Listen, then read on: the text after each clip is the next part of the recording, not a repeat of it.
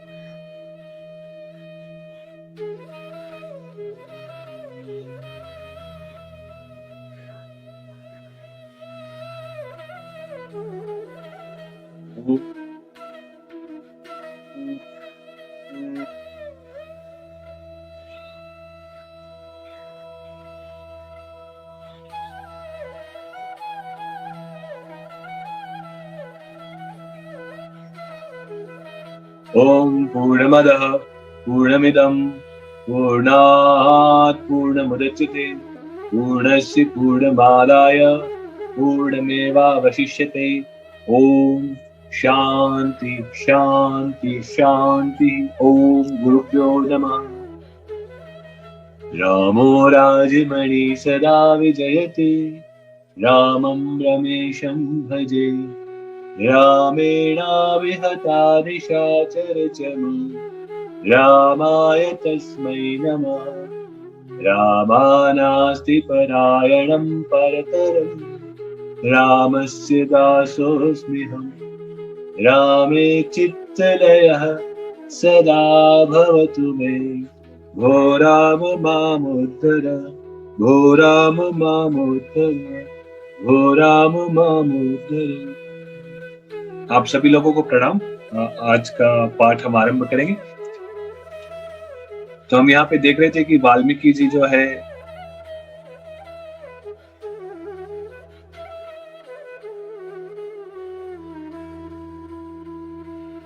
यहाँ पे बात कह रहे थे, और मैं इसको थोड़ा सा फिर से पढ़ देता हूँ ताकि हमारी कंटिन्यूटी बनी रहे। वाल्मीकि जी कहते हैं कि भरद्वाज से यूं कहकर संपूर्ण भूतों के सृष्टा भगवान ब्रह्मा उनके साथ ही मेरे आश्रम पर आए। उस समय मैंने शीघ्र ही अर्धपाद आदि के द्वारा उन भगवान ब्रह्मा जी की उनका पूजन किया। पश्चात समस्त प्राणियों के हित में तत्पर रहने वाले ब्रह्मा जी ने मुझसे कहा, श्रेष्ठ महर्षि श्री रामचंद्र जी के स्वभाव एवं स्वरूप का वर्णन करने वाले इस निर्दोष रामायण का आरंभ करके जब तक इसकी समाप्ति न हो जाए, तब तक कितना ही उद्वेग क्यों ना हो, तुम इसका परित्याग न करना। इस ग्रंथ के अनुशीलन से यह जगत इस संसार रूपी क्लेश से उसी प्रकार शीघ्र पार हो जाएगा जैसे जहाज द्वारा लोग अविलंब समुद्र से पार हो जाते हैं। तुम लोकहित के लिए इस रामायण नामक शास्त्र की रचना कर। इसी बात को कहने के लिए मैं स्वयं यहाँ तक आया हूँ। तत्पश्चात वे मेरे उस पवित्र आश्रम से उसी क्षण अदृश्य हो गए। तब भरद्वाज जी ने कहा, भगवान महामना श्री रामचंद्र जी, भरत, लक्ष्मण, शत्रुघ्न, यशस्विनी सीता देवी तथा रामचंद्र जी का अनुसरण करने वाले परम बुद्धिमान मंत्री पुत्र, इन सब ने संसार रूपी संकट में पड़कर कैसे व्यवहार किया था, यह बात मुझे बताइए। इसे सुनकर अन्य लोगों के साथ भी वैसा ही बर्ताव करूंगा। राजेंद्र, जब भरद्वाज ने आदर पूर्वक मुझसे पूर्वोक्त, यहाँ पे जैसे जैसे आप आगे जाएंगे इसमें कथा में कथा में कथा होती जाएगी, तो जो पहले से पाठ कर रहे हैं उनको स्मरण होगा कि ये राजा कौन है, किस राजा से बात कर रहे हैं। अरिष्टनेमी, जिसको पहले जो सब कुछ छोड़ के, जिसके पास सारा साम्राज्य था, वो सब छोड़ के भी उसने भीतर के साम्राज्य को पाने की जब मुमुक्षुत्व दिखाया तो उसको इंद्र के प्रलोभन नहीं हिला सके, उसको स्वर्ग का प्रलोभन नहीं हिला सका। ऐसा व्यक्ति जो सांसारिक प्रलोभनों से ऊपर उठ जाता है, उसको ही ईश्वरी कृपा का अनुभव होता है। तो ये जो राजा है, ये अरिष्टनेमी। जब भरद्वाज ने आदर पूर्वक मुझसे पूर्वोक्त विषय का प्रतिपादन करने के लिए अनुरोध किया, तब मैंने भगवान ब्रह्मा जी की आज्ञा पालन करने के लिए उक्त विषय के वर्णन में आवृत हुआ और बोला, वत्स भरद्वाज, सुनो, तुमने जैसा पूछा है उसी के अनुसार तुम्हें सब कुछ बताता हूँ। मेरे उपदेश को सुनने से तुम अपना सारा मोह दूर कर सकोगे। बुद्धिमान भरद्वाज, तुम वैसे ही व्यवहार करो जैसे कि आनंद स्वरूप कमल नयन भगवान श्री राम ने समस्त संसार में अनासक्त भाव से रहकर किया है। यहाँ स्मरण रखने की बात है कि जो हम ये सारे, अभी हम वैराग्य प्रकरण पढ़ रहे हैं, इसमें सारे जो प्रकरण पढ़ेंगे, योग वशिष्ठ का अध्ययन कर रहे हैं, इसका एकमेव लक्ष्य कि उस परम तत्व को, ब्रह्म तत्व को जानना। उसको जानना ही हमारे जीवन का उद्देश्य है। स्वयं को जानना, आत्म तत्व, परमात्मा तत्व क्या है। और जो भी कार्य हम करें, हम छोटा बड़ा अच्छा जो भी हम कार्य कर रहे हैं, जिस भी क्षेत्र में लगे हुए हैं, वो सारे कार्य तो करते रहने हैं। रामचंद्र जी ने कार्य नहीं छोड़ा, कर्म नहीं छोड़ा, पर संसार में रहना कैसे है, संसार में रहना कैसे है, ये बहुत ही गहन विषय है। और जैसे जैसे अब बातें और गूढ़ होती चली जाएंगी, तो जो पीछे छूट गए, जो नहीं आ पा रहे, बार बार उनमें गैप हो रहा है, उनको बहुत ज्यादा चीजें समझ आएगी नहीं। जो सतत चलते रहेंगे वो भले 4-5 लोग हो, वो भी बहुत है, क्योंकि जो जिज्ञासु एक भी बहुत है, एक भी जिज्ञासु करोड़ों लोगों के समान है। तो व्यक्ति जब संसार में है तो संसार में जिए कैसे, इसकी कला उसको योग वशिष्ठ से सीखने को मिलती है। अद्वैत उसका सिद्ध होता है, और जब अद्वैत दर्शन सिद्ध होता है तो फिर उसकी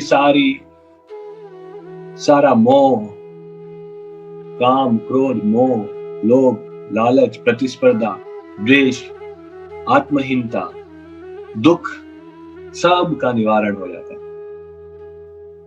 उसी लक्ष्य तक पहुंचने के लिए हम इसका अध्ययन कर रहे हैं। इसमें अभी जो बालक रामचंद्र जी हैं, जो टीनेज में हैं, वो जब उनका वैराग्य जागृत होगा तो वो बड़ी सुंदर सुंदर बातें वैराग्य के रूप में कहेंगे कि वैराग्य कैसे जागृत होता है, कैसे संसार अनित्य है, कैसे शरीर की अनित्यता है। तो इसको कथा के रूप में न सुने। जैसे आप में से बहुत सारे लोग बहुत सुंदर अच्छी बातें प्रश्न कर रहे हैं, उसका परिप्रश्न कर रहे हैं। तत्वित्ति प्रणिपातेन परिप्रश्नेन सेवया उपदेशन्ति ते ज्ञानम, ज्ञानी नाम। वही ज्ञानी जो है, ज्ञान प्राप्त करने के लिए जो ज्ञानी महापुरुष के पास में जाके सेवा करके, उनकी वंदना करके जो प्रश्न परिप्रश्न करते हैं, उनको ये विद्या मस्तिष्क में बैठ जाती है। तो जो बात मैं कहना चाह रहा था कि संसार में अनासक्त भाव से जीना, यही कला है, ये धर्म सिखाता है। मेरे पिताजी, मेरी माताजी, मेरा बेटा, मेरी बेटी, बेटी की शादी, इसकी शादी, उसका ये, उसका वो, मेरा घर, इसकी एजुकेशन, अगर केवल इसके लिए करना है, कार्य तो सब करना है। इसलिए अभी मैं कुछ समय पहले बात कर रहा था एक दूसरे सेशन में कि गुरु की इसलिए आवश्यकता है जीवन में कि गुरु जो ज्ञान है उसकी सही समझ सही जगह पे होनी चाहिए, और समझ में आ भी जाए और सही जगह इस्तेमाल ना हो तो भी समस्या होती है। गुरुजी एक कहानी सुनाते कि एक ड्राइवर था, मैं इसको बार बार कहता हूँ, इसको हमको भी याद रखना चाहिए कि एक ड्राइवर था, उसको मालिक ने बोला कि भाई गाड़ी गड्ढे में मत कुदाना, ठीक है ना, नई गाड़ी है। तो वो व्यक्ति भुलक करता था, उसने कहा कि मैं याद करता रहता हूँ, गाड़ी गड्ढे में मत कुदाना, गाड़ी गड्ढे में मत कुदाना। पर जब गाड़ी गड्ढे के सामने आती तो गाड़ी गड्ढे में से निकालता था तो उसके ये रटने का कोई फायदा नहीं हुआ। कहने का मतलब ये कि जब ज्ञान हमको मिल रहा है तो उस ज्ञान के ऊपर चिंतन मनन हमारा सतत चलता रहे, हम निधिध्यासन करें तो वो उतरेगा, और जब उतरेगा तो हम आप लोग लाखों में एक हो जाएंगे, करोड़ों में एक हो जाएंगे। जैसे गीता में आता है, जब अनासक्त भाव से जीते ना तो ही हम अपनी जो जिम्मेदारियां हैं वो भी बहुत अच्छे से कर पाते हैं। ये बात मैं बार बार कहता हूँ कि जो आसक्ति में जीता है वो मोह के बंधन में बन जाता है। जो मोह में बंधा हुआ है उसकी विजन, उसकी दृष्टि बदल जाती है। उसको जो अशाश्वत है, जो नश्वर है, वो ही शाश्वत दिखाई देने लगता है। और जो जो जीवन की प्रथम सत्य, प्राथमिक सत्यता है, जो प्रथम कार्य है, वो उसको अविश्वास करता है। तो इस शास्त्र से जैसे जैसे हम आगे बढ़ेंगे, मैं बहुत गूढ़ बातों में अब हम जाएंगे, आज भी थोड़ी करने की चर्चा करेंगे। तो मुख्य बात, मुख्य लक्ष्य हमेशा अपने आप को ये आप दोहराते रहे कि जीवन में सारे कर्तव्य करने तो है, पर इस जैसे हमने कॉज और इफेक्ट की बात की थी, तो उसके पीछे का कारण क्या है, क्यों कर रहे हैं। और हम किसी यात्रा पे निकले और लक्ष्य भूल जाए और केवल घूमते ही रहे तो उसका फायदा क्या है। बस ऐसे ही हमारे साथ हो रहा है कि हम जो दृश्य के साथ, आज मैं थोड़ी गूढ़ बात आपसे करता हूँ कि जो दृश्य को हम देख रहे हैं, जैसे आप अभी मेरे को देख रहे हो, अपने आसपास सारी वस्तुओं को देख रहे हो, तो इसको जब आप देख रहे हो तो आप नेत्रों से देख रहे हो। क्या नेत्र दृष्टा है, ये सोचने की बात है। एक मृत व्यक्ति में भी नेत्र होते हैं, उसके नेत्र पे भी प्रकाश पड़ता है। क्या पर उसके नेत्र उस सारे इस प्रपंच को देख पाते हैं? विचार कीजिए, उत्तर आएगा नहीं। तो नेत्र दृष्टा नहीं है। नेत्र के पीछे तो विषय का दृष्टा इंद्रिय है, इंद्रिय का दृष्टा मन है, मन का दृष्टि आत्मा है, और आत्मा का वो परमात्मा। जो अंतिम दृष्टा है, जो हमारे अंदर जो वो परब्रह्म स्वरूप ईश्वर विराजमान है, वो जो दृष्टा है, उसको आपकी मन और इंद्रियों की आवश्यकता नहीं है। तो वो जो दृष्टा है, वो दृष्टा अलग अलग हुआ। वो डिस्टॉर्टेड इमेज नहीं देखता किसी चीज के। आपने देखा होगा ना, बहुत सारे कांच होते हैं, म्यूजियम्स होते हैं जहाँ पे ऐसे टेढ़े मेढ़े कांच लगे होते हैं, उसमें डिस्टॉर्टेड इमेज होती है। जब हम इंद्रियों से और मन के द्वारा वस्तु को देख रहे हैं तो वो जीव है तो आत्म स्वरूप ही है, पर वो अपने सही स्वरूप को जान नहीं पा रहा है। वो जो माया के विक्षेप और आवरण, जो उसकी माया का जो प्रभाव, उसके कारण वो जैसे अपने आप को देख रहा है वैसे। जैसे कोई व्यक्ति समझे कि वो केवल माँ ही है और दिन भर केवल उसका चिंतन माँ के स्वरूप में चलता रहे कि मैं केवल माँ का उत्तर, तो वो सही जीवन नहीं जी रहा है। कोई बेटा है, वो केवल यही चिंता करता रहे कि मैं, तो वो जीवन सही नहीं जी रहा।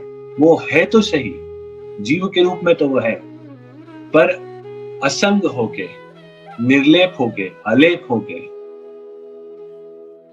अनासक्त होके जब कार्य करेगा तो उसके कार्य की क्षमता, उसका आंतरिक सामर्थ्य हजारों गुना ज्यादा होगा।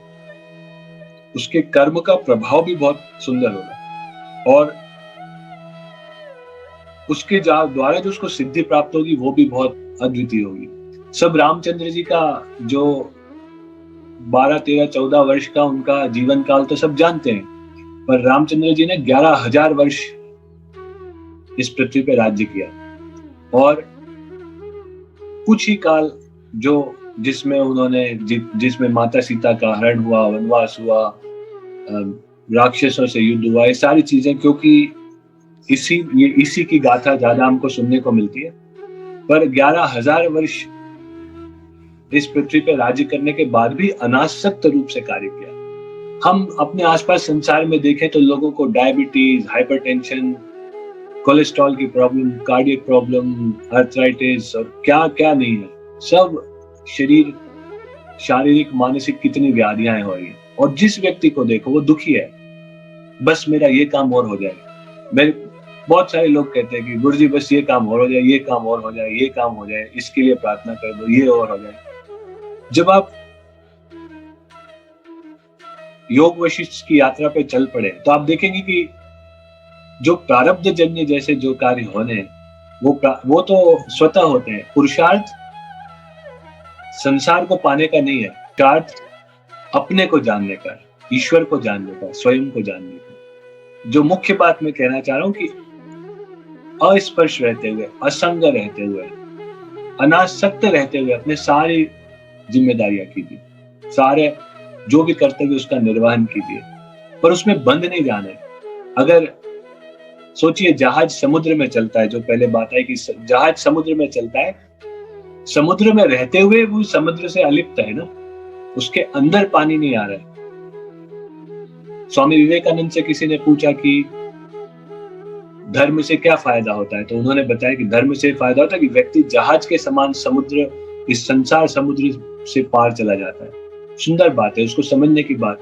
जैसे ही अगर संसार हमारे अंदर घुसने लगा, अनित्यता हमारे अंदर घुसने लगी, समुद्र में जो जहाज चल रहा है उसमें पानी घुसने लगा, तो वो कितना भी बड़ा जहाज हो, अगर उसमें पानी घुसने लगेगा तो बैठ जाएगा। आपकी संसार की कितनी भी बड़ी उपलब्धियां हो, आप प्राइम मिनिस्टर बन जाएं, प्रेसिडेंट बन जाएं, आप जो बन जाएं, करोड़पति अरबपति बन जाएं, वो बड़ा इररिलेवेंट है। तो तीन सत्ताओं के बारे में वैसे तो बहुत गहन बातें हैं, हम आगे चलते रहेंगे, पर तीन सत्ताओं के बारे में मैं अभी बात करूंगा, इस पे थोड़ा चिंतन कीजिएगा। जैसे हम व्यवहारिक ज्ञान की बात कर रहे हैं, मैंने कितने सारे आपको सांप और रस्सी का एग्जाम्पल दिया था, समुद्र का एग्जाम्पल दिया था, घड़े का एग्जाम्पल दिया था। जैसे कोई भी वस्तु बनी हो तो अगर वो मिट्टी से बनी है तो एक तत्वदर्शी व्यक्ति उस तत्व को जानने वाला उसमें मिट्टी देखेगा, सांसारिक व्यक्ति उसको अलग अलग रूपों में देखेगा। जो प्रतीति है, जो अपीयरेंस है, it does not matter much. प्रतीति ठीक है, व्यवहारिक सत्ता में है तो ठीक है। तो तीन सत्ताएं हमारे इसमें होती हैं। तीन सत्ताओं का आपको शास्त्र में वर्णन मिलेगा। एक है प्रातिभाषिक सत्ता, एक है व्यवहारिक सत्ता और एक है पारमार्थिक सत्ता। जो प्रातिभाषिक सत्ता है उसका एग्जाम्पल मैं ऐसे दूं कि सोचो आपको गहरी नींद आ रही है, उस नींद में सबको नींद आ रही है, सबको स्वप्न भी आता है।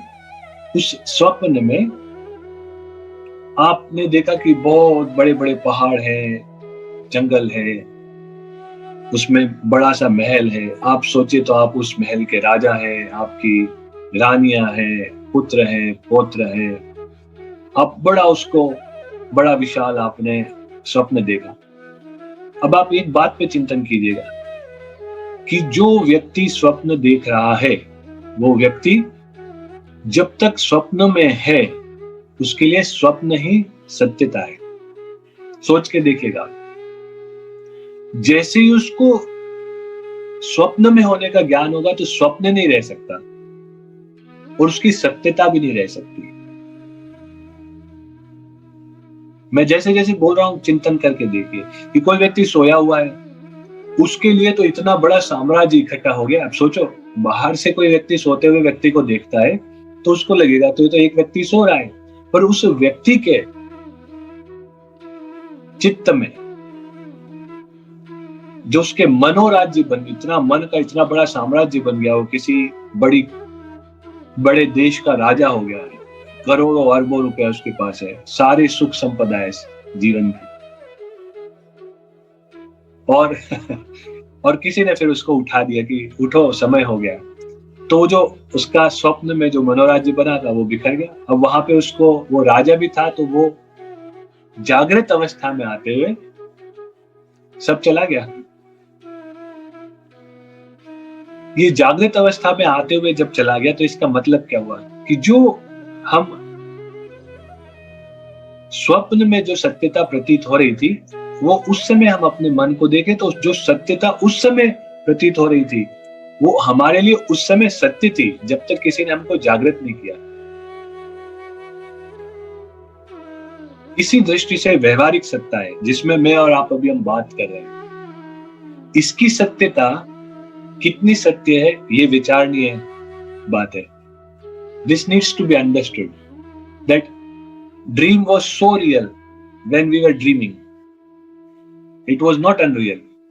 Our mind understood that this is all, everything is a reality.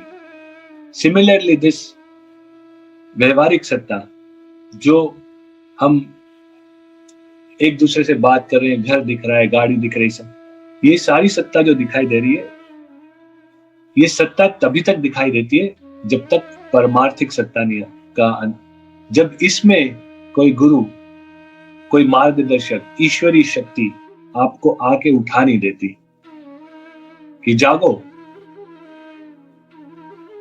ये तो केवल व्यवहारिक सत्ता है, ये अनित्य है, इतनी नित्य नहीं है जितनी दिखाई दे रही है. हाँ, जिस अवस्था में आप है उसमें नित्य दिखाई दे रही है, उस अवस्था में नित्य दिखाई देगी. आप आर्ग्यू भी करेंगे कि ऐसा कैसे हो सकता है, मेरे को ये कुर्सी दिखाई दे रही, टेबल दिखाई दे रही है, घर दिखाई दे रहा है, सब दिखाई दे रहा है. ऐसे ही आपको स्वप्न में भी तो दिखाई देता है. केवल एक तत्व उसमें होता है, मन, और मन से ही सारी संरचना घट जाती है. बादल, आकाश, पृथ्वी, सूर्य, चंद्रमा, घर, स्त्री, पुरुष, पुत्र, पौत्र, सब उसमें घटित हो जाते हैं. तो आज का जो चिंतन का विषय मैं आपको दे रहा हूं कि क्या हमको जो दिखाई देता है वो उतना ही सत्य है जितना हम उसको समझ रहे हैं कि उसमें अनित्यता है. इस बात पे आपको चिंतन करना. अब इसका चिंतन करेंगे तो आपको धीरे धीरे ये जितनी बात अभी हम आगे करेंगे उसका अर्थ आपको और अच्छे से समझ आने लगेगा. जब व्यक्ति स्वयं को जानने लगता है, जब उसको तत्व का ज्ञान हो जाता है, तो वो इस संसार में होता हुआ सा प्रतीत होता है, पर वो पारमार्थिक सत्ता में उसका प्रवेश हो जाता है. तो इस दृष्टि से अगर आपके अंदर ये अनुभूति आ गई तो आप करोड़ों अरबों रुपए जो जिसके पास है, जिसके पास पूरी पृथ्वी का भी साम्राज्य हो, जब शास्त्र में आनंद मीमांसा आती है उसकी कभी हम बात करेंगे कि अवर साइंटिस्ट वर वेरी साइंटिफिक, वो हर चीज को, क्योंकि जिस चीज को हम क्वांटिफाई नहीं कर सकते ना उसको मन मानता नहीं है. धन को क्वांटिफाई कर सकते हैं कि ये 1 lakh, 10 lakh, 100 crore, 50 crore, we understand that. ये दूध है तो दूध आधा लीटर है, 1 लीटर है, 10 लीटर है, we can understand that. But आनंद, अगर मैं हैप्पीनेस की बात करूं तो मॉडर्न साइंस में इसका कोई पैरामीटर नहीं, जो है वो भी they are not that credible, क्योंकि उनको हैप्पीनेस क्या है इसकी बात समझ नहीं आती है. तो ये सोचें कि जो पारमार्थिक सत्ता है उसमें जब आप जाते हैं तो उतना अनंत आनंद आपके अंदर घटित होता है. उसको नापे कैसे, तो वो ये बोल रहे हैं कि आप सोचें, जो आनंद मीमांसा की हम बात करेंगे, कि एक व्यक्ति के अंदर वो युवा हो, उसके पास सब कुछ हो, सारी दुनिया की, पूरे पृथ्वी का वो राजा हो, उसको सारे शास्त्रों का ज्ञान हो, उसका शरीर स्वस्थ हो, मन स्वस्थ हो, उसके पास जो उसको चाहिए वो सब प्राप्त हो. ऐसे व्यक्ति का जो आनंद है वो सबसे छोटी यूनिट अध्यात्म के आनंद के आगे है. आप सोच के देखिए, this is the basic unit with which we will measure the happiness of individuals. तो जिसको आंतरिक ज्ञान हो जाता है, जिसको आत्मा का ज्ञान हो जाता है, जिसको आत्म साक्षात्कार हो जाता है, उसका आनंद, जो आप सोचे कि जो पूरी, अभी तो हम 2 घर बनाने में, 1 घर बनाने में, 2 बच्चों को पढ़ाने में, थोड़ा सा कमाने में हम सोचते कि हमने बहुत बड़ा अचीवमेंट कर लिया, या पूरी जिंदगी उसमें खपा देते हैं. आप सोच के देखिए कि कोई व्यक्ति पूरी पृथ्वी का राजा हो, उसके पास इतना ऐश्वर्य है, उसके आनंद के आगे भी, उसका आनंद भी इस आध्यात्मिक आनंद के आगे सबसे छोटी यूनिट, एक बूंद के समान है. आप सोचिए कि कितना आनंद में, कितनी शांति में, कितने उत्साह में, कितने ऐश्वर्य में वो आध्यात्मिक व्यक्ति जीता है. इसकी कल्पना मात्र से व्यक्ति रोमांचित हो जाता है. तो जो बात आपसे मैं कहना चाह रहा हूं कि अभी जो आसक्ति से अगर हम ग्रंथ पढ़ रहे हैं तो इस ग्रंथ का हमारे जीवन पे प्रभाव भी होना चाहिए। तो ग्रंथ का जीवन पे प्रभाव ये होता है कि होना चाहिए कि जो हमारे जो आसपास के अपने संबंध हैं, जो वस्तुओं को हम जानना, सुनना, समझना चाह रहे हैं, हम जिन चीजों को कर रहे हैं, उनको करते हुए भी हम उनमें अनासक्त रहें और अपना परम लक्ष्य जो है, जो मैं ईश्वर को पाना चाहता हूँ, मैं स्वयं को जानना चाहता हूँ, ये लक्ष्य बना रहे।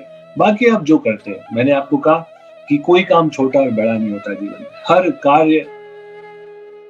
कार्य के पीछे का भाव, उसका उद्देश्य, उस कार्य का जो उसका फल है, उस पर वो निर्भर करता है। पर कोई कार्य बड़ा छोटा नहीं होता।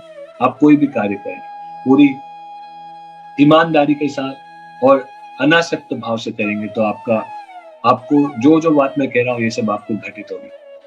तो आप जब इस पे चिंतन कर रहे हैं, तो मैं 2 चीज आपसे आज जो बात करना चाह रहा हूँ कि क्यों इन सब की आवश्यकता है, क्यों इस ग्रंथ की आवश्यकता है, क्यों अपनी वृत्तियों को समझने की आवश्यकता है। तो हम जो अपने आप को समझ रहे हैं, ये सबसे बड़ी बात है कि वो सत्यता नहीं है। आप इसको आज माने, 4 साल बाद माने, 10 साल बाद माने, बिना माने इस शरीर को छोड़ के चले जाए, को किसी एक जन्म में आपको इस सत्य को मानना पड़ेगा। जो जितनी जल्दी मान लेता है वो उतना बुद्धिमान है, कि जो दिखाई दे रहा है, और हर चीज सत्य होती भी नहीं है जो दिखाई दे रही है। मैं आपको वैज्ञानिक दृष्टि से भी बहुत सारे एग्जाम्पल दे सकता हूँ। जब हम साइकोलॉजी की स्टडी करते हैं तो फैंटम लिम्ब आप पढ़ सकते हैं, गूगल जब आप करें तो इस पे थोड़ा अध्ययन करना है। फैंटम लिम्ब होता है जिसमें किसी का मान लो हाथ में एक्सीडेंट हो गया तो उसका हाथ काट दिया, उसका हाथ काट देते हैं तो भी क्या होता है कि उस व्यक्ति ने इतने समय तक उस हाथ को यूज किया होता है, और हमारे जो मस्तिष्क में उसके भी रिलेवेंट एरियाज होते हैं। उस व्यक्ति को फिर भी उसकी उंगली का सेंसेशन होता है, उसको उस हाथ में, कटे हुए हाथ में हाथ होके और उसमें हाथ में दर्द होने का, उसमें पेन होने का सेंसेशन होता है। उसके बहुत सारे उपाय लोग करते हैं, उसमें यही करते हैं कि एक मिरर रख देते हैं, और मिरर के सामने एक हाथ रखा तो दूसरा, तो व्यक्ति जब अपने हाथ को स्वस्थ देखता है, जबकि वो देख सीधा हाथ रहा है, उसको मिरर में उल्टा हाथ दिखाई देता है जो कटा हुआ है, तो वो जब उसको स्वस्थ देखता है तो उसका पेन कम हो जाता है। कहना ये चाह रहा हूं कि जो चीज नहीं है वो भी हमको अनुभव होती है और दिखाई देती है, क्योंकि जैसे मैंने कहा कि जो जीव है वो मन और इंद्रियों से देख रहा है वस्तुओं को। तो जैसे मैंने कूट दृष्टा की बात की थी, कूट दृष्टा या जो दृष्टा जो पक्षपाती दृष्टा है, जो मैं मेरे का पक्षपात करता है, उसकी थॉट प्रोसेस हमेशा बायस्ड होगी। बायस्ड इसलिए होगी कि मैं मेरे की बात करता है। जब मैं मेरे की बात आता है तो मोह आ जाती तो बुद्धि कुंठित हो जाती है। मन की अलग अलग स्थितियां हैं, उसके बारे में भी हम आगे और चर्चा करेंगे, पर अभी मैं दृष्टा की बात ये कहना चाह रहा हूं कि जब हम किसी भी वस्तु को केवल मन और इंद्रियों के द्वारा देख रहे हैं, और तो हम जीव हैं। जब हमको इन इंस्ट्रूमेंट्स की आवश्यकता नहीं है वस्तुओं को देखने के लिए। आप देखिए हमारे ऋषि मुनियों ने कितने बड़े बड़े इन्वेंशन किए, उनको सारे ग्रह नक्षत्र, ज्योतिष, हर चीज का कितना, हर वस्तु का कितना ज्ञान था। उस समय तो इतने बड़े बड़े टेलीस्कोप्स भी नहीं थे। भोजन का देखें तो प्रत्येक वस्तु का कब, कैसे, क्यों खाना है, किसके साथ खाना है, कैसे, आज तो केवल स्वाद और उसके रूप रंग के लिए खाते हैं। और कहना यह चाह रहा हूं कि जब आप दृष्टा भाव में, आत्मिक रूप से दृष्टा भाव में होते हैं, तो आपको जो डिस्टॉर्टेड इमेज है, जो माया से प्रभावित जो इमेज है, वो दिखाई नहीं देती, आपको संसार दूसरा दिखाई देता है। गुरुदेव कहते हैं दृष्टि बदलते ही समष्टि बदल जाती है। ये घटित होना चाहिए हमारे अंदर। बाकी सब तो वैसे ही चलेगा, बाकी तो सब वैसे दिखाई देगा। जो आत्मानुभूत व्यक्ति है उसका भी वैसे ही शरीर है, वो भी वैसे ही भोजन करता है, वो भी वैसे ही बात करता है, सब कुछ वैसे ही होता है। पर जो अंदर घटित हो गया, जो अंदर का दृष्टा जागृत हो गया, उसके कारण जो आनंद की अनुभूति है, आनंद के पीछे ही तो सब दौड़ रहे हैं। हमने आज तक जीवन में जो किया, कभी कोई सुबह उठ के सोचता है कि हे प्रभु आज मेरे को बहुत दुख देना, मैं आज दुखी रहूं, कुछ भी जीवन में अच्छा ना हो, ऐसा कोई व्यक्ति नहीं कहता। हर व्यक्ति चाहता है कि मेरा जीवन सुखी हो, समृद्ध हो, मैं आनंद में रहूं. At the end, everyone wants to be happy. Is everyone happy? That is the question. If they are not happy, why they are not thinking why they are not happy? An intelligent person will start questioning that. और जब आपके अंदर तीव्र इच्छा होती है अपने दुखों से निवृत्ति की, सुख के, परम सुख को पाने की, सत्य को पाने की, और आप में बुद्धिमान, आप जैसे जो भी लोग इस पे हैं वो बुद्धिमान तो है, क्योंकि आप निर्णय ले पा रहे हैं कि विवेक, इसको विवेक बोलते हैं. विवेक का अर्थ है विवेचना करना, एक चीज को दूसरे चीज से सेपरेट करना, इसको विवेक बोलते हैं. आप अपनी प्राथमिकताओं को सेपरेट करके देख पा रहे कि नहीं, this is my priority, I want to understand myself better, I want to learn myself that who am I and what is my purpose of being in this life. Why should I live like the way I live, or do I need to change my lifestyle? क्या मेरे को अपना जीवन परिवर्तित करना है? तो ये सारा आपके अंदर विवेक है, तभी आप ये कर पा रहे हैं. तो इस विवेक के होने के कारण आप विवेचना कर पाते हैं, आप नित्य को अनित्य से अलग देख पाते हैं. और जब ये विवेक आपके अंदर सतत जागृत रहता है तो आपका जीवन बड़ा शुभ होता है. बाकी बाह्य दृष्टि से तो जैसे मैंने पहले भी कहा था कि बाह्य दृष्टि से आप ये सोचिए कि किसी व्यक्ति के पास सारी संपदा हो, सारा यश कीर्ति, उसके पास सारा वैभव हो, तो वो बहुत सुखी है, ये मान लेना, केवल वस्तुओं से सुख प्राप्त हो जाता है ये मान, इस बुद्धि को छोड़ते चले जाएं. आज से ही लिख लें कि वस्तुओं से सुख प्राप्त नहीं होता. वस्तु में सुख है ही नहीं. अभी आपको धीरे धीरे जब हम आगे जाएंगे तो पता पड़ेगा. सुख तो भीतर है, जो है जहां है वहीं से तो देखना पड़ेगा उसको. तो दृष्टि और दृष्टा, अब इन दो चीजों को हम आज समझने का थोड़ा प्रयास करेंगे, फिर आगे चलते हैं. चीजें तो बहुत सारी समझने की, कि जो हम यहीं से इसको थोड़ा समझ लें. पश्यति इति दृग और दृश्यति इति दृश्य. जो one who is seeing or observing is an observer, and what is seen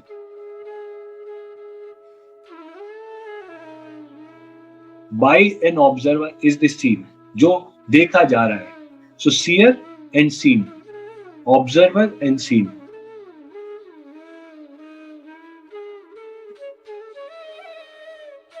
इसको ऐसे देखें कि सोचो आप अभी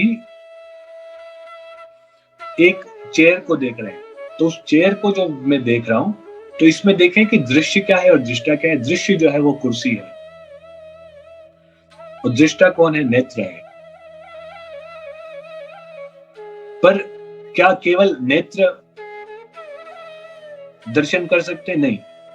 the image is forming on your retina, वहां से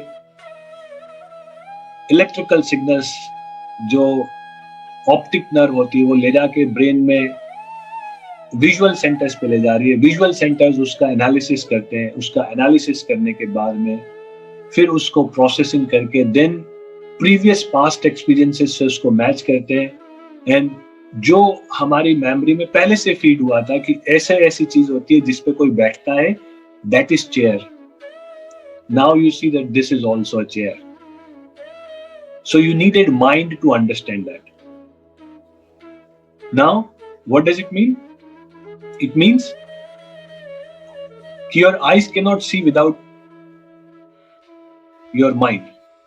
जैसे आप एक बुक खोल के बैठे हैं, आपको बहुत टेंशन है, या आप ख्याली दुनिया में चले गए, आप स्वप्न में चले गए, आप कुछ और सोच रहे हैं, आपकी दृष्टि उस पुस्तक पे पड़ी रहती है, पर पुस्तक की एक भी लाइन आपके अंदर नहीं जा रही होती. आप सबने देखा होगा. This is the reason for that.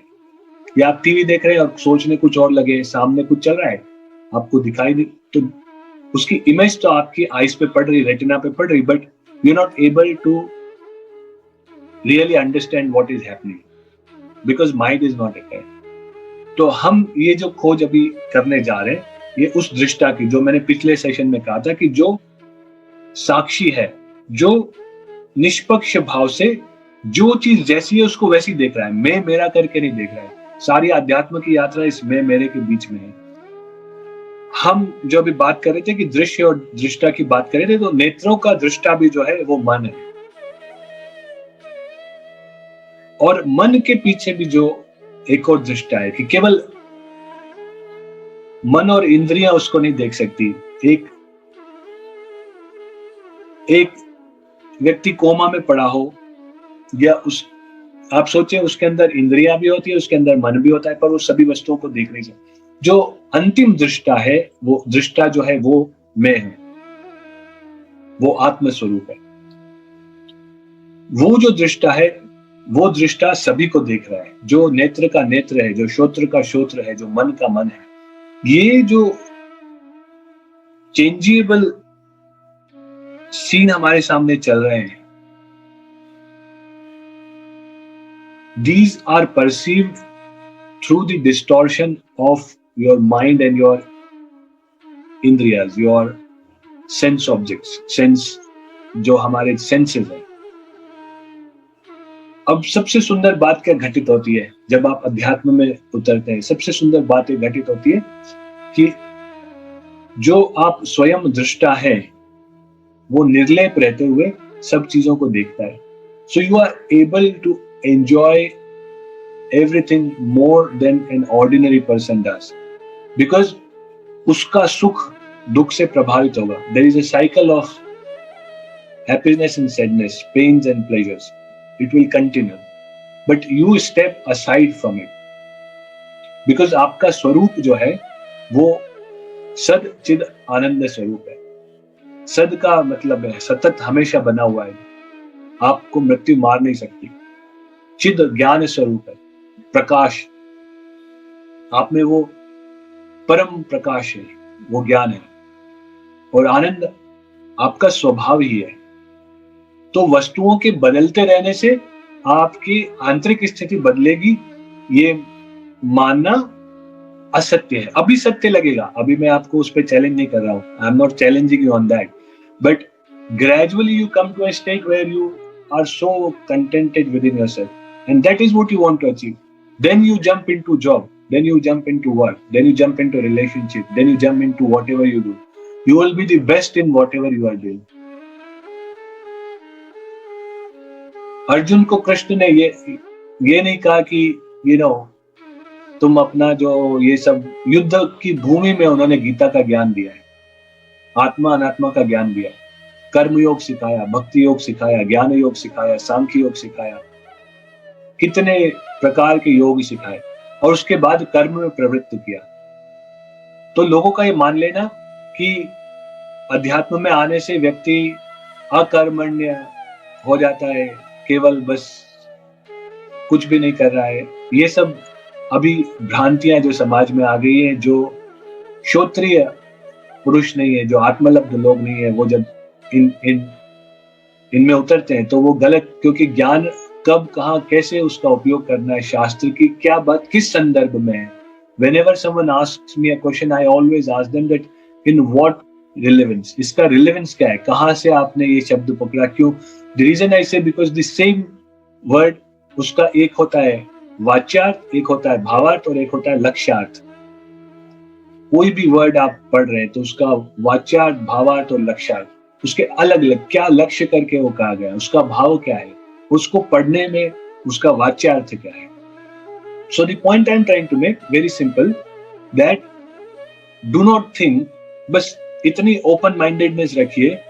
एक ही आपसे बात बोलूंगा कि अगर आप अध्यात्म है, इतनी ओपन माइंडेडनेस रखिए कि try and challenge what you already know, that it might not be right, वो हो सकता है सही ना हो, बस इतनी सी ओपननेस रखिए। क्योंकि जो ये अहंकार रख के चलते हैं ना, मैं जानता हूं, मैंने ऐसा जीवन, मेरे को पता है, आई नो एवरीथिंग, मैं देख पा रहा हूँ, संसार ऐसे ही चलता है, चीजें ऐसी होती है। ये जो आपका अहंकार है ना, ये आपका अहंकार आपको सत्य जानने से दूर रखता है। When you become humble, when you become open-minded, when you become intelligent to see, okay, let me distance myself and then see how things look, then you will see a beautiful vision will come. आप इतना आगे का देख पाएंगे जो साधारण लोग नहीं देख पाते। जो किसी वस्तु का, जैसे मैंने पहले आपको कहा था ना कि अगर सोना है, सोने के कान की बाली है, कुंडल है, कंगन है, बिछिया है, पायदे। एक साधारण व्यक्ति केवल उसके स्वरूप में उलझा रहता है, पर एक आध्यात्मिक व्यक्ति उसको हर चीज को स्वर्ण ही मान रहा है। बस इतना सा भेद हो जाता है और फिर आपका व्यवहार सुंदर होने लगता है, क्योंकि आपकी बुद्धि मोह भ्रमित नहीं है और आप दिव्यता में जीने लग जाते हैं। बस यही तो हम चाह रहे हैं। तो यहाँ पे मैं जो बात कह रहा हूँ कि जो रामचंद्र जी का चरित्र है, जो उनका आदर्श है, जो मर्यादा है, जो इसमें पात्र हैं, उन सब से हमको क्या सीखने का है, इसलिए कहानी है। केवल कहानी कथा सुनने से बहुत कुछ लाभ हो जाता है ऐसा मैं नहीं मानता। उसके पीछे जो मैसेज है, उसके पीछे कहानी क्यों कही गई है, क्योंकि उसके पीछे भी कारण है कि हमारा ब्रेन पिक्टोरियल मेमोरी को ज्यादा समझता है। तो ऋषि मुनि ये चीज जानते थे, तो उन्होंने ऐसी सारी कहानियों का, ऐसी सभी चीजों का रचना की, उनको इस रूप से ढाला कि हम कहानी के माध्यम से जो उसका उपदेश है उसको समझ पाए। तो यहाँ पे जो अनासक्त भाव, मैंने केवल एक बात पे इतनी बात कह दी कि जो अनासक्त भाव से जीवन जीते, आज से उसको समझने का प्रयास करें। जो तीनों सत्ताएं मैंने आपसे कही है, इस पे खूब चिंतन करें कि स्वप्न में क्या हो रहा है। When you will see that what is happening in your dreams, you will understand कि जो सत्यता मेरे को, हमको जिस समय जैसी सत्यता दिखाई दे रही होती है, उसकी नित्यता कितनी है, उसकी रियलिटी कितनी है। केवल इस चीज पे चिंतन करें कि when I am dreaming, I am seeing everything, I am feeling everything, I am into everything. Everything has been created by my mind. It seems so real to me. जब आपको कोई जगाता है, you get startled, you know, and फिर आप उठते, मैं कहाँ हूँ? Then you realize कि मैं जाग गया हूँ। क्या हुआ उस सत्ता का? मेरे अनुभव में तो वो आ रही थी, मेरे अनुभव में तो पहाड़ भी था, महल भी था, सब कुछ था। तो अभी जो मेरे अनुभव में आ रहा है व्यवहारिक सत्ता में, क्या ये भी उतना ही सत्य है? इस बात पे थोड़ा चिंतन करें, फिर अगले उसमें हम आगे बात करेंगे। तो क्योंकि मन जो है ना, ये मन की भी अलग अलग अवस्था है। मन की, जब हम थोड़ा सा सांख्य का दर्शन करेंगे, योग का दर्शन करेंगे, योग की यात्रा अंतर की तरफ है, अंदर की यात्रा है, अंदर की तरफ जाना ही योग है और कुछ भी नहीं। जो अंदर की तरफ जाए, जो स्थिर हो जाए, समत्व में सम हो जाए, आत्मवृत्ति में स्थित हो जाए और फिर सब चीजों को देखे, बाह्य वृत्ति को छोड़ दे। क्योंकि जो वृत्तियां बन रही हैं, these modifications of mind is the problem. When you try and go inside, you achieve the focus of mind, you achieve the balance of mind and peacefulness within yourself. You realize you are able to distance yourself from the outer turbulence. बाहर का जो ये सब इतना turbulence चल रहा है, इतना उथल-पुथल चल रही है, ऊहा-पोह चल रही है, इससे आप बच जाते हो। और फिर देखो, उसके आपको साइकोलॉजिकल इम्पैक्ट भी नहीं होते हैं, आपकी हेल्थ भी अच्छी रहती है, साइकोसोमेटिक डिजीज से आप बच जाते हो, आपका व्यवहार अच्छा होता है, प्रामाणिक व्यवहार होता है, आप किसी अपेक्षा के बिना कार्य करने लगते हैं, आपके अंदर इतना अदम्य उत्साह, साहस, सामर्थ्य आ जाता है कि आप हजारों लाखों लोगों के बराबर कार्य कर सकते हैं और अपने जीवन का पूर्ण विकास कर सकते हैं और उस आनंद में तो रहते ही हैं। तो वो जीवन अच्छा कि ये जीवन अच्छा? आप सोच के देखें, मैं आपको केवल विचार के कुछ बिंदु दे रहा हूं। मन की बात करें तो मन के अंदर भी मूड, क्षिप्त, विक्षिप्त, एकाग्र और निरुद्ध, ये अवस्थाएं, ये वृत्तियां हैं मन की, इनके भी भेद होते हैं। अब इस पे जाने से पहले मैं आपसे सब लोगों से यही प्रार्थना करूंगा कि थोड़ा थोड़ा अपने जीवन में अच्छे अभ्यासों को लाएं। जो सामर्थ्य योग तो आप सीख रहे हैं उनको और भाव से करें। और जब भी आप अध्ययन के लिए भी बैठे, आपके घर में बच्चे भी हों, छोटे बच्चे भी हों या वृद्ध लोग भी हों, सब थोड़ा थोड़ा अभ्यास करें मन को एकाग्र करने का। उससे बहुत फायदा मिलता है। कुछ भी नहीं करना है, एक दीपक की लौ जला ले, इसको त्राटक कहते हैं।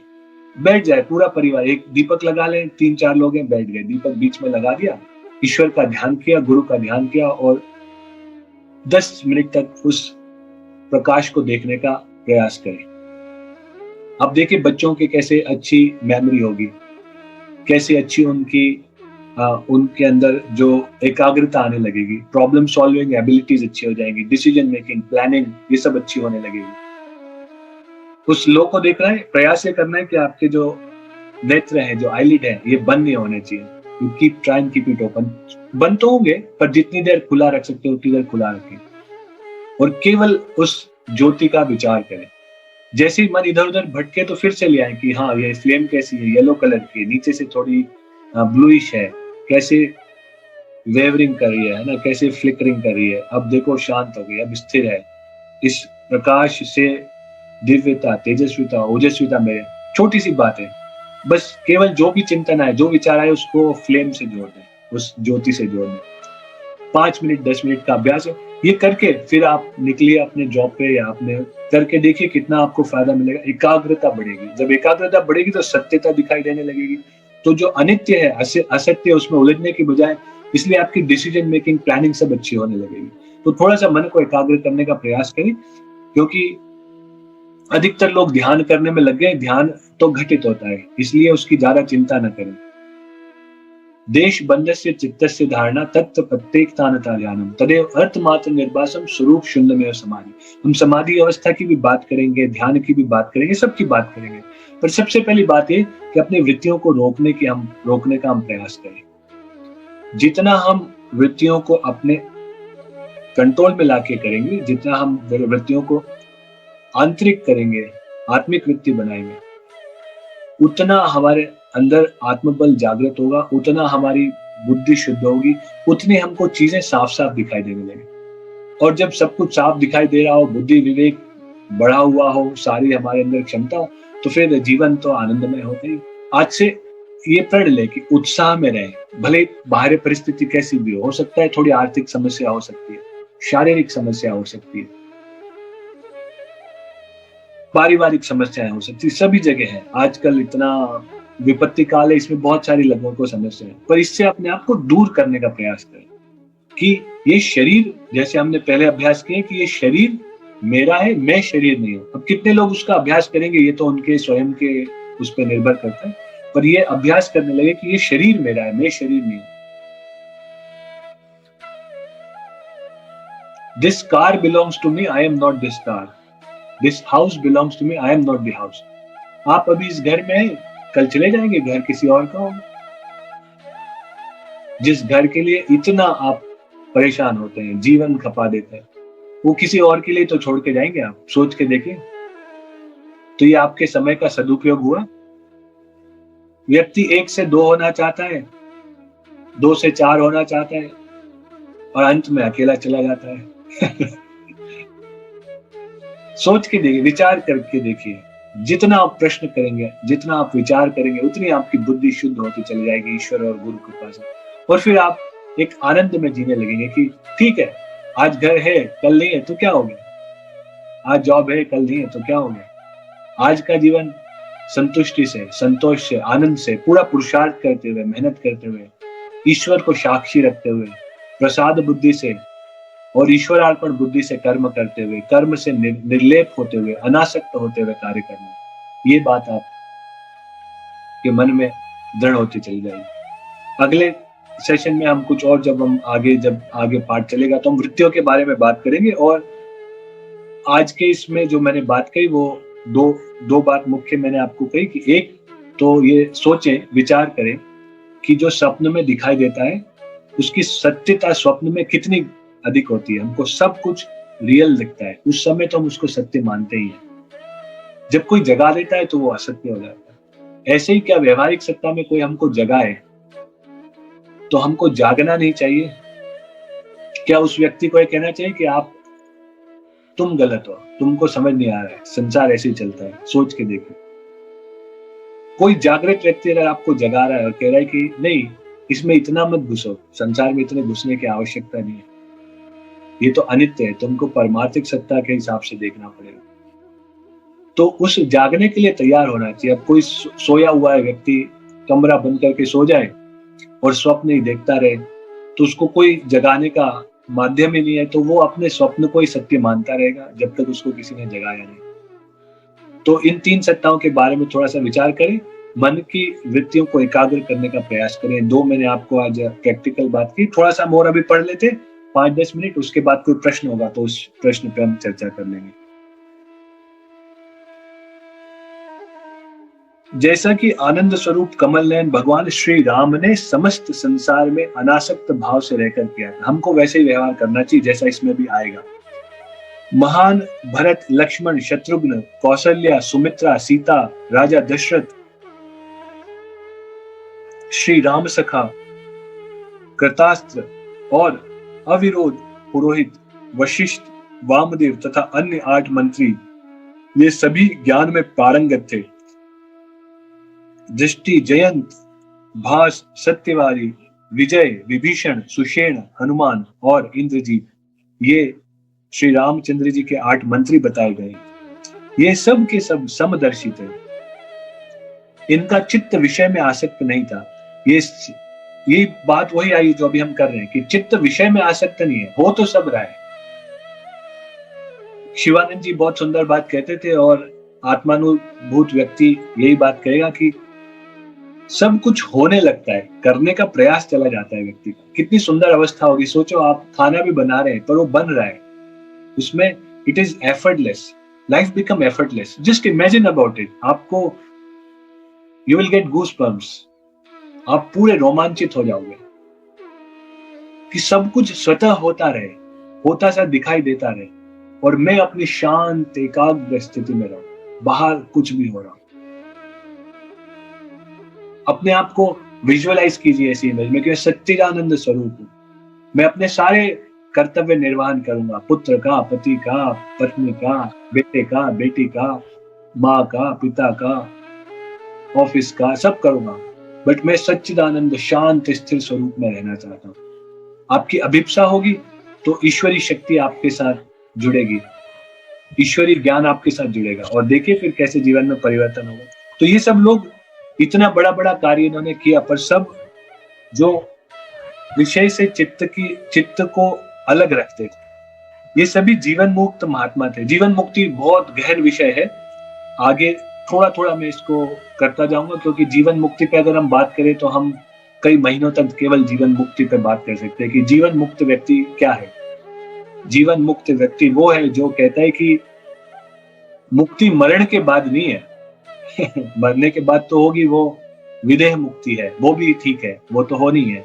अगर जीते जी मैं मोह से, दुख से, बंधन से, अवसाद से, विषाद से, प्रतिस्पर्धा से, अज्ञान से मुक्त हो जाऊं, अपने जो पुरुषार्थ चतुष्टय उनको करने के बाद भी, धर्म अर्थ काम मोक्ष को करने के बाद भी मैं जीते जी सभी बंधनों से अगर मैं मुक्त हो जाऊं, दुखों से मुक्त हो जाऊं, ऐसी अवस्था जो जीवन मुक्त की अवस्था है, निर्लिप्त अवस्था है, उसमें हम सबको जाने का प्रयास करना चाहिए। और ये सबके लिए कि आनंद अभी है, बाद के लिए नहीं है, बाद के लिए कुछ बचा के नहीं रखना। हर क्षण सतत, हर पल, हर दिन, हर सप्ताह, हर महीने, जीवन के प्रत्येक पल में, पूरे जीवन में आनंद ही आनंद है और आनंद ही आनंद की अनुभूति है। इस अनुभूति को अपने भीतर साकार करना, यही अध्यात्म है। और जब ऐसी अवस्था में हम जीते हैं तो हम जीवन मुक्त की अवस्था है, फिर छोटी छोटी चीजें, बाहर की चीजें हमको उतना प्रभावित नहीं करती। इन लोगों ने जिस प्रकार मोह, दान और अदान प्रदान किया था, इन्होंने जगत में जिस प्रकार निवास किया था और जिस प्रकार स्मरण, चिंतन तथा श्रोत स्मार्त कर्मों का पालन किया था, उसी प्रकार ये श्रोत और स्मार्त है श्रुति और स्मृति, जो वेद के को जिस दृष्टि से मारते हैं, तो अलग अलग तरीके से लोग अपना उनको मानते हैं। तो उसका श्रोत जो श्रुति के हिसाब से और जो स्मृति के हिसाब से अपने कर्मों का पालन करते हैं, उनको श्रोत और स्मार्त कहते हैं। उसी प्रकार यदि तुम भी बर्ताव करते हो तो संसार रूपी संकट से छूटे हुए ही हो। उदार एवं सद्गुण से संपन्न पुरुष अपार संसार समुद्र में गिरने पर भी यदि युक्ति पूर्वक उत्कृष्ट साधनों को अपना ले तो उसे न तो शोक प्राप्त होता है और न ही वह दीनता अथवा दुख में ही पड़ता है। सब प्रकार की चिंताओं से मुक्त हो परमानंद साधु सुधा का पान करके सदा के लिए परम तृप्त हो जाते हैं। कितनी सुंदर बात है। अब ये 2-4 लाइनें, पर आप इनको जितनी बार पढ़ेंगे कि हाँ, यही तो मेरे को चाहिए था। मैंने जॉब क्यों की? इसीलिए तो की। मैं शादी क्यों करना चाहता हूँ या शादी क्यों की? इसीलिए तो की कि सुखी होना चाहता हूँ। इसमें मेरे को आनंद दिखाई दे रहा था। मैंने पैसे के पीछे क्यों भागा? क्योंकि उसमें आनंद दिखाई दे रहा था। मैंने सच्चा, झूठा, अच्छा, बुरा सब जो जितने प्रपंच जीवन में किए, किस लिए किए?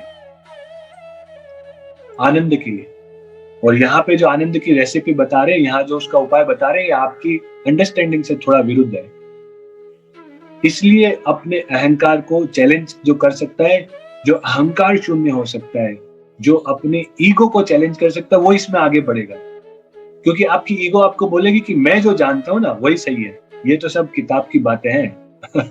मैंने 40 साल 50 साल जीवन जिया है, ऐसे इतना नाम नहीं कमाया, ऐसे इतना पैसा नहीं कमाया, ऐसे लोग मेरे को नहीं जानते।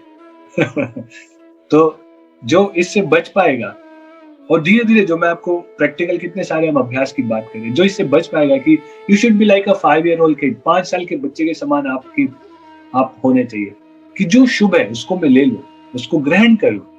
सोचूं तो सही कि हाँ, ये life can be lived in so many different ways. Can it be live in a better way than I have lived before? क्या मैं पहले जैसी जीवन जीता था उससे अच्छा कोई श्रेष्ठ मार्ग है? इसके लिए अपनी बुद्धि को, विवेक को जागृत रखिए कि हाँ, बिल्कुल हो सकता है। मुझे दुख से मुक्ति चाहिए, मुझे ये सारे बंधनों से मुक्ति चाहिए। फिर देखिए जीवन में कैसे रूपांतरण घटित होंगे। आप जब मोह में पड़ के मेरे चाचा जी, मेरे काका जी, मेरा बेटा, मेरा भतीजा, मैं इनमें पढ़ के जब आप द्वैत बुद्धि से घुस जाते हैं और फिर खपते रहते हैं, एक चीज को सॉल्व करते हैं, दूसरी समस्या खड़ी हो जाती है, दूसरी को सॉल्व करते हैं, तीसरी खड़ी हो जाती है, तीसरी को करते हैं, चौथी खड़ी हो जाती है। कई बार तो कई सारी समस्याएं एक साथ आ जाती है। अपना अपना जीवन का आकलन करके देखिए, ये होता है कि नहीं होता। इस सब में भी मैं स्थिर रह पाऊं, अगर ये ज्ञान कोई देना चाह रहा है, ऐसे किसी शास्त्र से ज्ञान मिल रहा है, तो क्या वो प्राथमिकता नहीं होनी चाहिए जीवन की? विचार कीजिए। हम इसको आज के प्रकरण को यहीं तक रखते,